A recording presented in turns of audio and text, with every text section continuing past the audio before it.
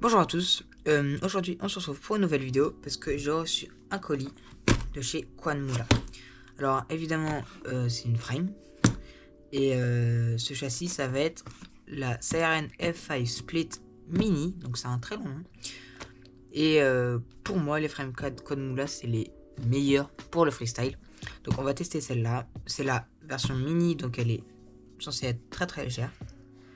On y va. Je pense que là il n'y a plus grand chose.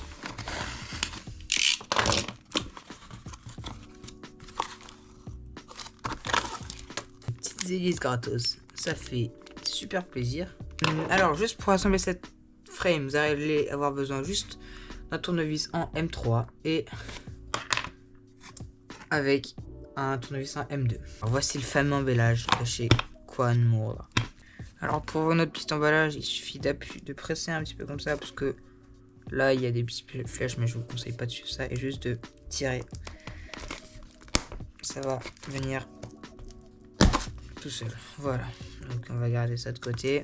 Comme ça vous pouvez garder votre petit emballage bien stylé. Donc ce qu'on a là-dedans.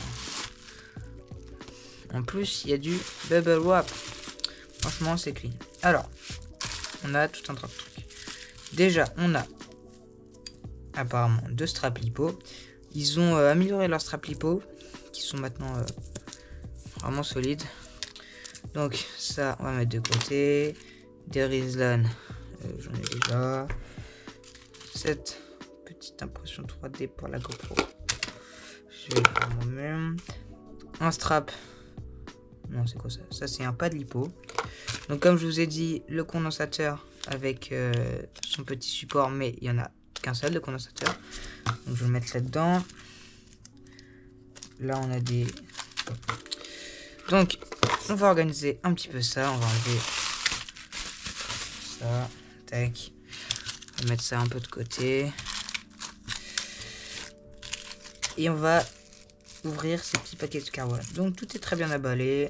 En plus, toutes les vis sont labellisées. Donc franchement, ça, Quanmoula, rien à redire. À ce que je vois, voici nos bras. Bon, déjà, on peut tout de suite voir que c'est de la bonne qualité. Je tiens à préciser que tous les bords sont chanfreinés. C'est un carbone qui est censé être plus résistant, d'après ce que nous indique la fiche produit. Donc on a le petit adaptateur pour tenir nos caméras plates. Ensuite on a nos caméras plates avec la petite moulure comme vous pouvez le voir, très bien faite pour pouvoir mettre le O3. Ensuite on a ça, c'est un petit c'est ce qu'on appelle le C-lock. Ils appellent ça le C-lock et du coup les bras viennent se loger là-dedans. Ça vient renforcer l'ensemble de la frame. Et ensuite, vu qu'on a choisi la version split, et bah il y a deux bottom plate. Donc c'est la mid plate et là la bottom plate et enfin la top plate. Donc ouais, voilà. Je ne vois pas de carbone qui est pas chanfreiné, tout est chanfreiné. Pour commencer l'assemblage du châssis, on va mettre tout ça de côté. Vous allez prendre les 4 bras, la bottom plate et la bottom plate, non c'est ça, et ça c'est la middle plate. Et vous allez prendre ces vis là, bottom plate screw back. Là. Et vous allez prendre les vis à tête comme ça qui va venir s'aplatir dans le TPU. Pardon, dans le carbone. Voilà. Je sais pas comment on appelle ce genre de tête. À tête fraisée, voilà. Donc vous allez prendre les plus petites qu'il y a là. Il y en a 4 normalement. Et les autres, on va les mettre juste là. Donc voici nos vis. Alors, maintenant, c'est toujours la partie un peu sketchy du montage de frame. Je précise, les bras font 5 mm d'épaisseur. Donc, vous allez tourner cette plate. Donc, il faut que les petits press-nuts, ils sont déjà installés, ils soient vers le bas. Cette partie, il faut que les moulures soient vers le haut. Et ensuite, vous allez prendre votre petite C-lock thing là. Et on n'a pas besoin de mettre les vis de la stack tout de suite parce que ce qui est bien sur les frames de code Moula, c'est que, comme vous pouvez le voir ici, il y a des petits trous pour pouvoir faire passer ces vis sans avoir à enlever tous vos bras.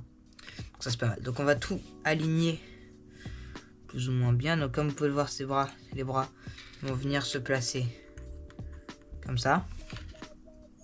Comme vous pouvez le voir ici, il y a le petit trou, donc ça on va pas besoin. Voilà, et là on va placer notre bras. Et maintenant, on va venir prendre le tournevis. Et on va visser juste un petit peu. Non, mais dis pas que c'est du M2 ça.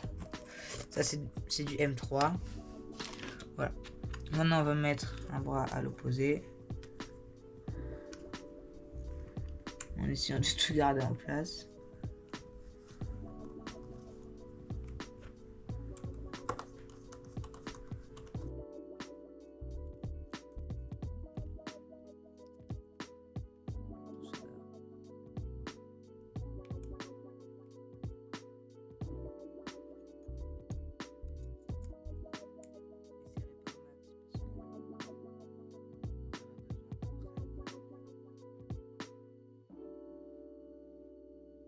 Voilà, ça commence déjà à ressembler un peu plus à un châssis drone. Comme vous voyez, je ne serre pas complètement. Passer le dernier bras. Tac.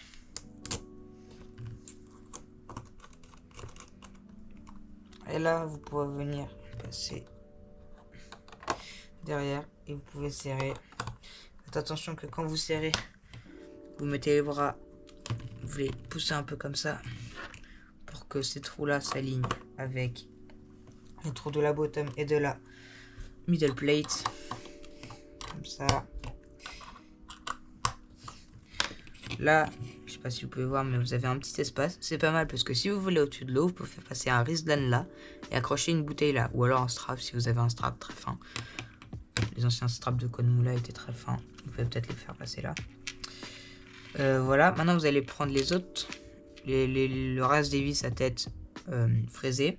Vous allez faire passer à travers les autres bras, les autres trous, pardon, les autres bras. Et vu que le carbone est un petit peu plus serré, bah, vous devez, je pense, visser pour que ça passe. Sinon ça passera pas. Voilà. Oh là là, c'est dur.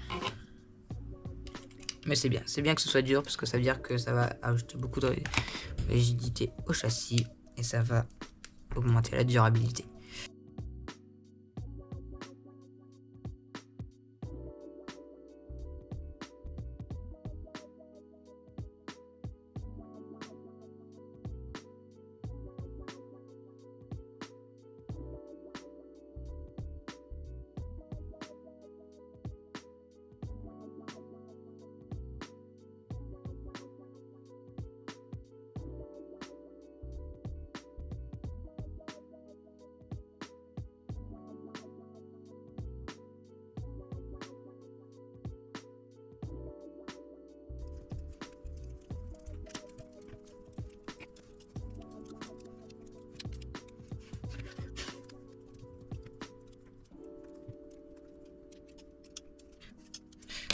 Voilà, donc on a notre bottom plate, notre middle plate et nos bras qui sont assemblés. Est-ce que vous trouvez pas que le logo de Code Moula ressemble vachement à la base de leur châssis? Là, je trouve. Si, quand même. Ok, donc c'est parti. Ensuite, sur ces vis qui dépassent, on va venir placer les entretoises. Donc comme vous pouvez sûrement pas le voir, il y en a deux qui sont plus longues. Et ces deux là, c'est les deux qui vont aller devant parce que comme vous pouvez le voir, il y a un écart de hauteur entre cette plate là et cette plate là. Donc les deux plus grands, on va les mettre au-dessus et on va visser les plus petits du coup qui font 20 mm je crois. Ouais, 20 mm il est écrit en dessous.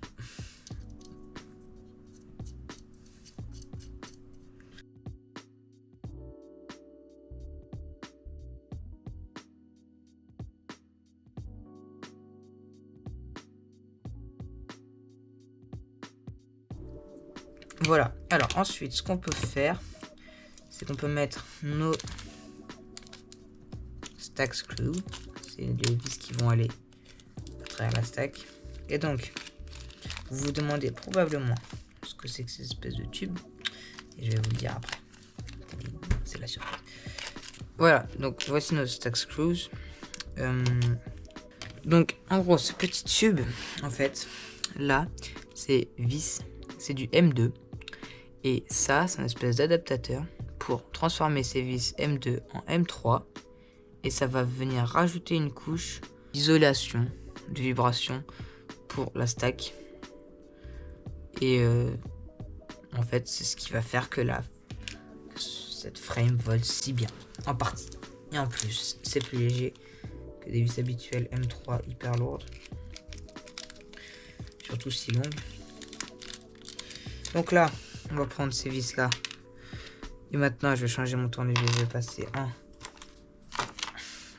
à M2. On va venir les faire passer à travers ces trous là donc. Et là, on peut visser à gogo.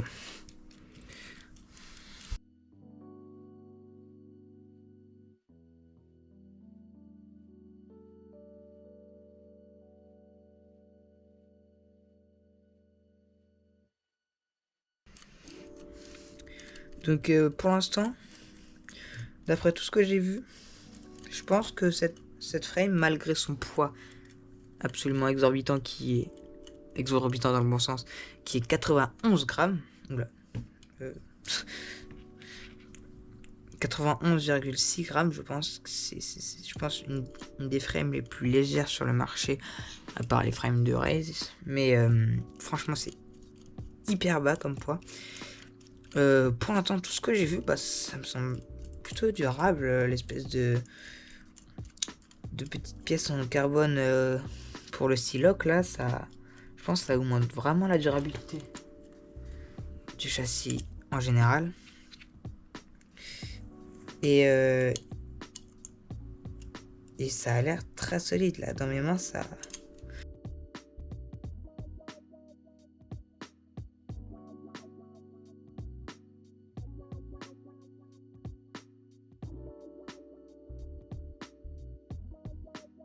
Et du coup, ça a un bon feeling et surtout, la rigidité, elle est folle quoi. Là, ça ne bouge pas d'un poil. Ensuite, on va venir placer nos stand-offs à l'arrière, nos entrechoises à l'arrière. Vous faites passer une des vis qui vient avec le paquet bottom plate screw. Et il faut prendre attention, regardez, il y a deux tailles. Il faut prendre des petites à tête normale, bouton. Attention, pas de prendre des vis à tête fraisée, puisque ça ne marchera pas. Il n'y a pas de moulure ici, dans le carbone. Donc voilà, on y est presque.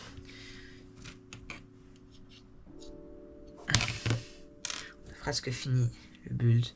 On va prendre maintenant notre petit adaptateur des caméra plates, nos longues vis, on va venir les faire passer à travers la bottom plate, cette petite plate, et maintenant on va prendre notre entretoise. On va venir serrer. Je vais pas venir la serrer complètement pour pouvoir mettre l'autre sans difficulté, donc on fait passer la vis à travers nos deux pièces de carbone. Maintenant, on les met. Et maintenant, on peut serrer.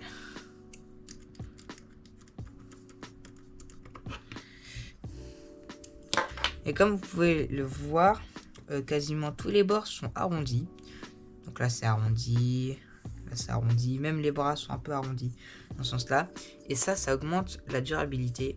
Parce que il n'y a pas de point plus faible qu'un autre. Et donc, les bras et le châssis en général est plus solide. Ensuite, on vient placer nos petites caméra plates. Alors, comme ça ou comme ça changerait pour l'instant parce qu'on va pas mettre de caméra. Mais si vous utilisez le O3, il faut juste prendre en compte que la moulure, bah, vous voulez qu'elle...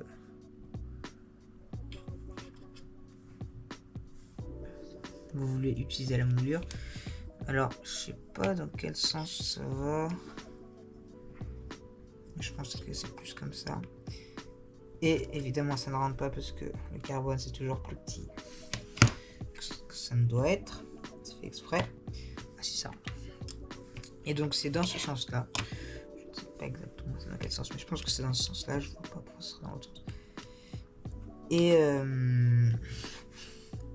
Et ensuite, on va venir placer notre top plate. On va venir aligner ces deux petits carrés avec. Bah, finalement, c'est pas si serré. Et maintenant, on va venir prendre nos vis top plate screw.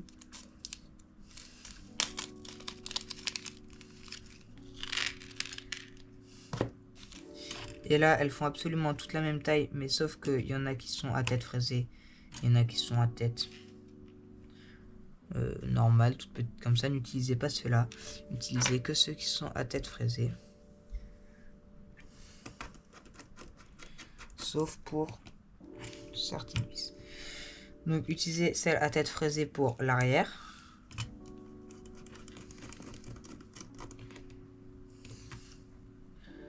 Tac.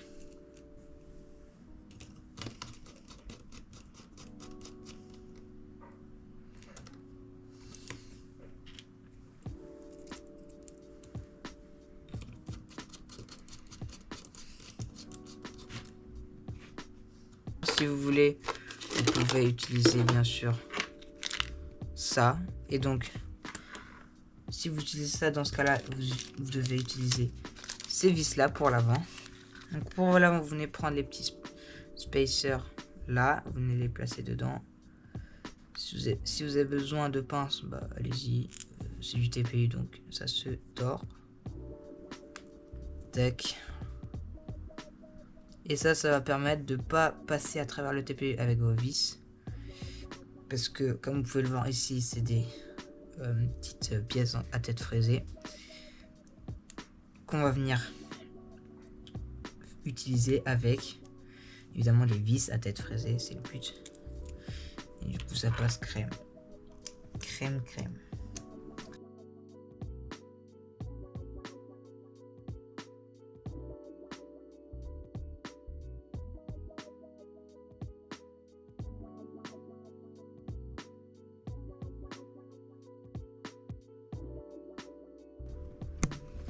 Et voilà, nous avons terminé la construction du châssis. Et comme vous pouvez le voir, c'est absolument magnifique. Donc, dans l'ensemble, tout est très solide. Le poids de 91 grammes, franchement, ça c'est cool. Vraiment cool. Alors, si je fais un petit test de... Voilà. Vous pouvez voir que il y a un peu plus de poids à l'avant. Après, il y a ça.